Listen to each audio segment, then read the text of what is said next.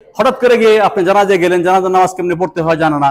এরকখানে কথা যে বলেছেন উনি হয়তোবা ইসলাম ধর্ম সম্বন্ধে ওনার হয়তো অনেক ধারণাই ওনার নাই, হয়তোবা আমল এমন একটা জিনিস। প্রকৃত যে নৌকা নদীতে খালি বিলে চলে, সেই নৌকা আর কাগজের নৌকা কি এক নৌকা? বলেন, কাগজ দিয়ে একটা নৌকা বানাইলেন আর নদীতে যে নৌকা চলে, লঞ্চ চলে, ওটা কি আর এটা এক? কখনো এক না। কারণ যারা সিনেমা করে তারা কি করে?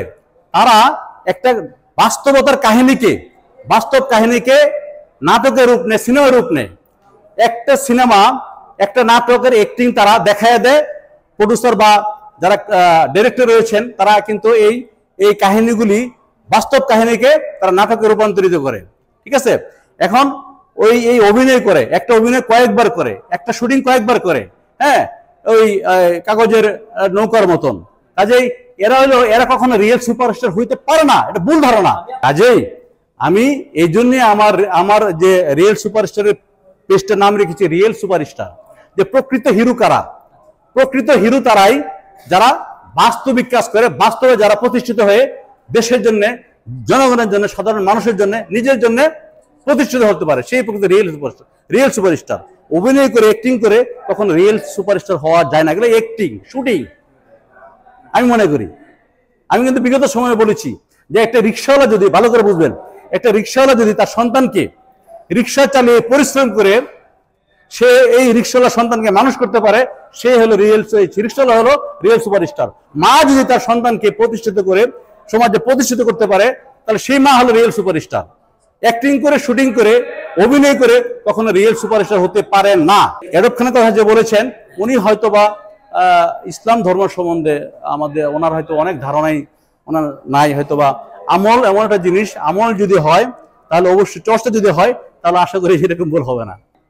আমি সত্য কথা বলি, আপনি যেভাবে নেন, এই যে নাটক বলেন, সিনেমা বলেন, এগুলো জাস্ট অ্যাক্টিং, এগুলো ভুয়া, বুঝছেন?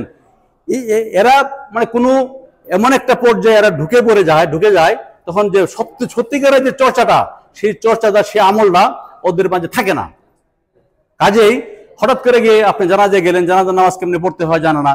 আপনি নামাজে দাঁড়াইলো, নামাজ কেমনে করতে জানা না।